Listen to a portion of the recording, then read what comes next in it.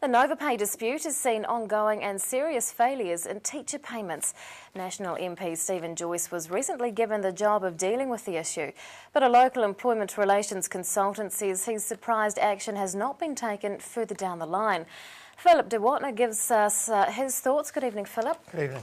Now, you've highlighted the role of schools' boards of trustees. Tell us what that role is. Well, they're legally the employer of all school staff. Okay, now the boards have a specific role in terms of paying teachers. What is it? It's a contractual one. All the employment agreements that have been put in place to pay people that work in schools are made between the boards of trustees and those staff members and their unions. Where do the boards of trustees get their money from?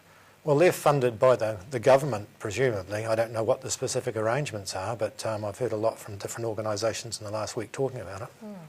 Now, I understand that there's been some court action that's backed up. Can you tell us about that? Well, what's happened in the past is that people have said, well, this is a bit tough. What about the Secretary of Education? She's the one in the past, the former Secretary of Education, who was involved in the negotiations for the contracts and created the employment obligations for the wage rates. But the court said no, the Board of Trustees are the liable employer in terms of the employment law. Now, you've expressed surprise that nobody has taken the matter to the ERA. What sort of claim might be made with that authority? Well, there's a risk for boards of trustees that people could use the wages recovery provisions, or they could even seek a penalty for breach of employment agreement, and they can be serial. You know, for every time there's a failure, the liability could increase. Who would ultimately benefit from such a claim? Well, it's an interesting one because if the Board of Trustees went to the government and said, hey, look, we've got this employment liability and real cases we're taking, I think Hekia and the people in government would suddenly realise that rather than waiting for the people organising Novopay to fix things up, it might be better to fund the schools directly and sort things out later. Why do you think no one's taken that action?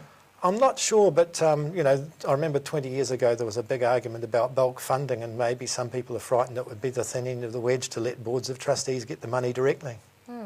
What do you see as the future of the issue in terms of employment relations? I think it's an interesting one because it's not going to go away. I mean, this is a situation where there's a legal right to expect an employer to make payment, and it's not happening. So I suppose the real question is a Board of Trustees really meeting the full range of duties of an employer under employment law? Do you think Steven Joyce is the right man to sort this issue out? Well, I think there's a bit of a conflict for him. He's dealing really with the contract between the government and Novopay. Hekia Parata is the Minister of Education. She's lost her Secretary of Education. I think it's in that area that boards of trustees should expect some movement. ERA consultant Phillip de Wattignar, thanks very much for your time. You're welcome.